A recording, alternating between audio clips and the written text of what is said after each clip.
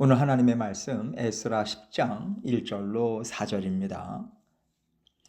에스라가 하나님의 성전 앞에 엎드려 울며 기도하여 죄를 자복할 때에 많은 백성이 크게 통곡하며 이스라엘 중에서 백성의 남녀와 어린아이의 큰 무리가 그 앞에 모인지라. 엘람 자손 중 여이엘의 아들 스가냐가 에스라에게 이르되 우리가 우리 하나님께 범죄하여 이 땅 이방 여자를 맞이하여 아내로 삼았으나 이스라엘에게 아직도 소망이 있나니 곧 내 주의 교훈을 따르며 우리 하나님의 명령을 떨며 준행하는 자의 가르침을 따라 이 모든 아내와 그들의 소생을 다 내보내기로 우리 하나님과 언약을 세우고 율법대로 행할 것이라. 이는 당신이 주장할 일이니 일어나소서. 우리가 도우리니 힘써 행하소서 하니라. 아멘. 하나님께서 하나님의 나라를 이루실 때 하나님께서는 반드시 하나님의 심정을 가진 하나님의 자녀들을 사용하십니다. 그래서 때로는 이게 하나님이 하시는 일이냐, 사람이 하는 일이냐, 분간하지 못할 때가 있어요. 비록 사람이 일을 이루는 것 같을지라도 하나님의 말씀 안에서 하나님이 기뻐하시는 뜻을 이루고자 애를 쓴다면 그것은요, 사람의 심정이 아닌 겁니다. 우리 안에 성령께서 살고 계시고 성령께서 하나님의 말씀을 불러일으키기 때문에 죄를 사랑하고 죄에 더 가까운 육신을 이기고 하나님이 기뻐하시는 마음으로 우리가 살아 움직일 수 있는 거 아니겠어요? 그래서 우리에게 나오는 또 사람으로부터 나오는 하나님을 쫓고자 하고 하나님이 기뻐하시는 일을 이루고자 하는 열심과 생각은요, 다 하나님으로부터 왔다. 하나님께서 지금 우리 가운데 일하고 계신다. 이렇게 우리는 받아들여야 돼요. 하나님께서 지금 이스라엘의 죄악을 보고 계심에도 불구하고 하늘에서 불을 떨어뜨리신다던가 어떤 초자연적인 일을 허락하시기 전에 먼저 잠잠히 하나님을 사랑하는 자녀들을 불러 세우고 계십니다. 이것이 하나님께서 하나님 나라를 세우시는 방법이고요. 땅끝까지 하나님 나라를 일으켜 세우는 하나님의 일하시는 방법이에요. 그래서 하나님께서 가장 소중하게 여기시는 것이 바로 믿음의 사람입니다. 하나님을 알고 하나님을 사랑하고 하나님의 말씀을 기억하고 듣고자 하는 자녀들을 하나님은 가장 소중하게 여기실 수밖에 없어요. 그렇다면 우리에게 가장 소중한 것, 가장 귀한 복이 뭘까요? 내가 하나님을 알고 있다는 거예요. 하나님의 사랑에 마음이 뭉클해지고 뜨거워지고 때로는 죄송해서 몸부림칠 수 있는 것이 이 땅에 태어난 사람으로서 받는 가장 큰 복이다. 우리는 이 자부심을 가져야 되고요. 이것에 감사하고 만족할 줄 알아야 돼요. 그리고 이 만족과 감사가 우리에게서 끝나면 안 되죠. 내 주변 사람들로부터 땅끝까지 끊임없이 내가 받은 최고의 복을 나누어 주고자 애를 써야 하는 것입니다. 그런데 이것도요, 내가 하나님의 은혜를 받았는데 그것을 내 주변 사람에게 또 저 먼 땅끝까지 전하는 일을 사람의 마음으로 할 수 있겠냐는 거예요. 육신을 입은 사람으로서는요, 할 수가 없어요. 예수님께서 예루살렘과 온 유대와 사마리아와 땅끝까지 이르러 내 증인이 되라. 이 말씀하셨는데 그 말씀을 쫓아서 살 수 있다는 거, 움직일 수 있다는 거, 이것은요, 육신의 마음이 아닌 겁니다. 하나님께서 불러 일으켜 주시는 마음이고 하나님께서 우리를 통해서 일하고 계신 거예요. 정말 소중한 것이고 하나님과 동행하고 있다는 증거인 거죠. 우리는 이 일을 정말 귀하게 여겨야 합니다. 하나님께서 우리에게 주의 몸 된 교회를 주셨어요. 주의 몸에 연결시켜 주셨잖아요. 하나님을 알지 못하고 세상 속에서 뿔뿔이 흩어져서 살다가 하나님께서 우리 각자를 지명하여 부르신 후에 우리는 주의 몸에 연결이 된 거예요.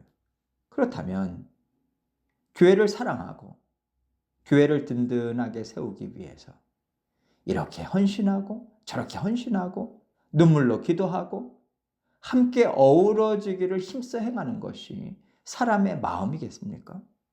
아니에요. 하나님의 말씀 안에서 우리의 마음이 움직이고 있는 겁니다.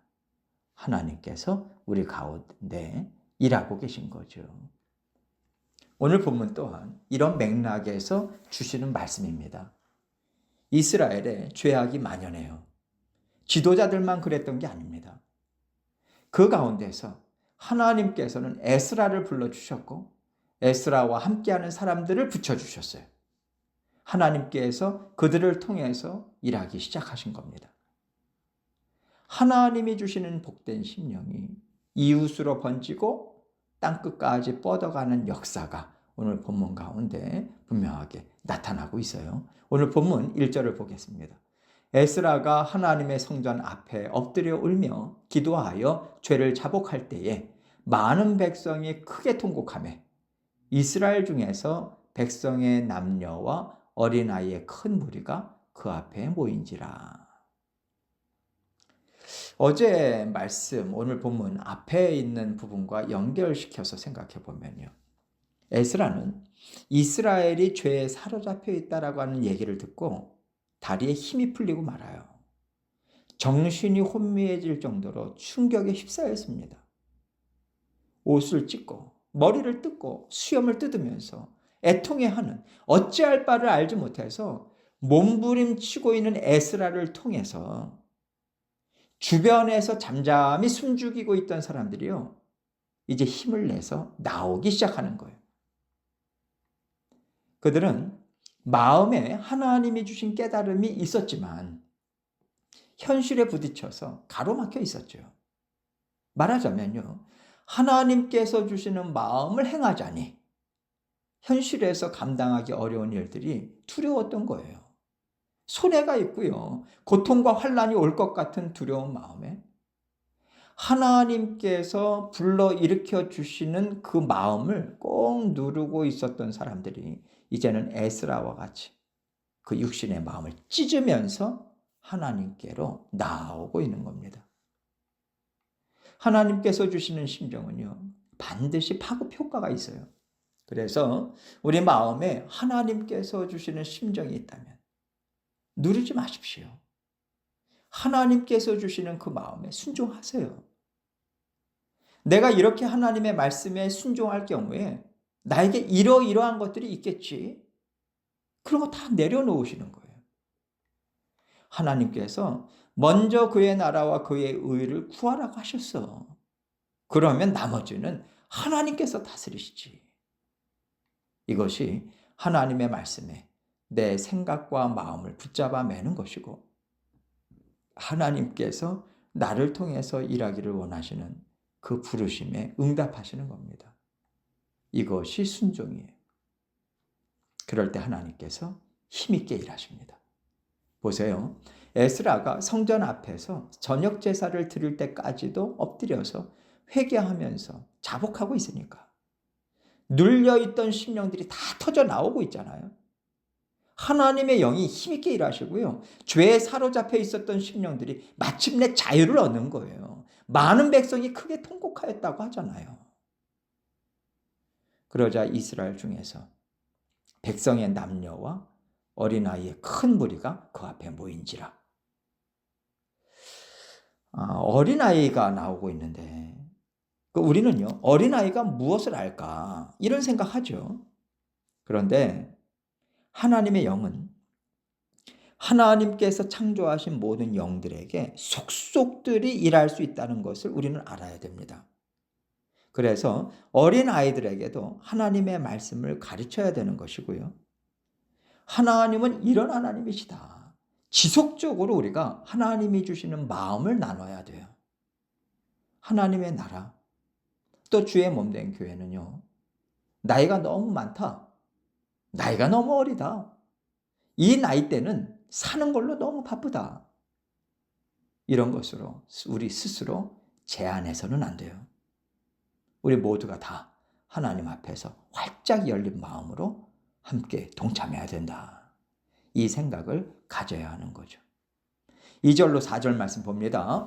엘람 자손 중 여이엘의 아들 스가냐가 에스라에게 이르되 우리가 우리 하나님께 범죄하여 이 땅 이방 여자를 맞이하여 아내로 삼았으나 이스라엘에게 아직도 소망이 있나니 곧 내 주의 교훈을 따르며 우리 하나님의 명령을 떨며 준행하는 자의 가르침을 따라 이 모든 아내와 그들의 소생을 다 내보내기로 우리 하나님과 언약을 세우고 율법대로 행할 것이라.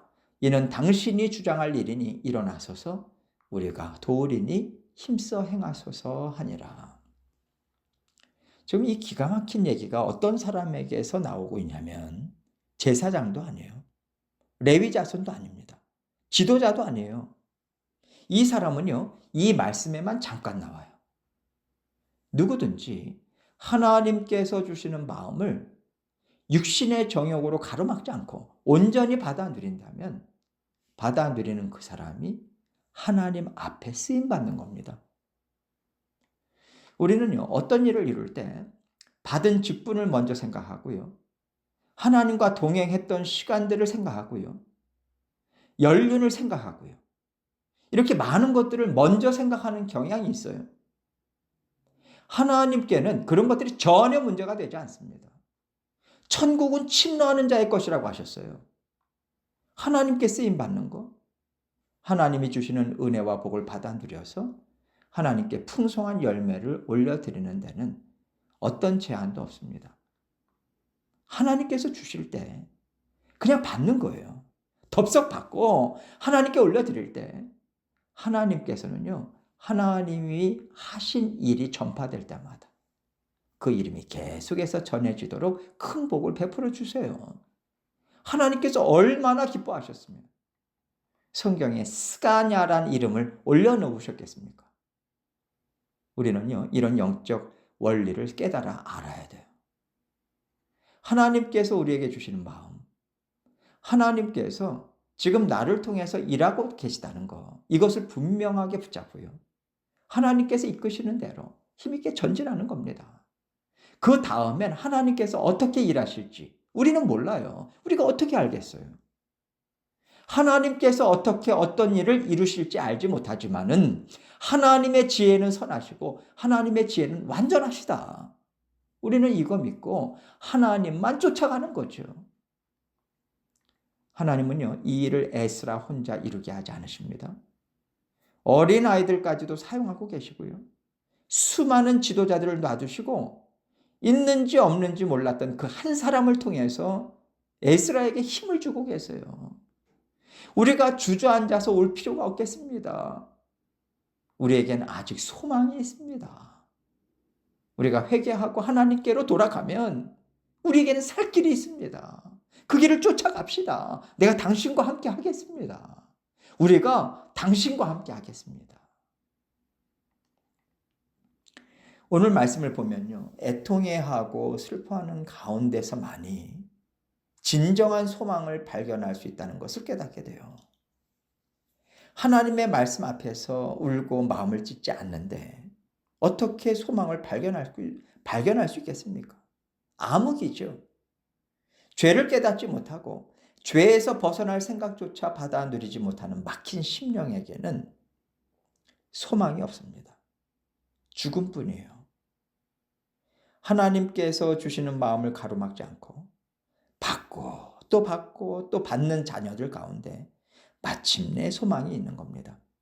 그 소망은요, 때로는 낙심하고 좌절하고 애통해하고 근심하는 가운데 하나님께서 열어주시는 하나님의 응답이에요.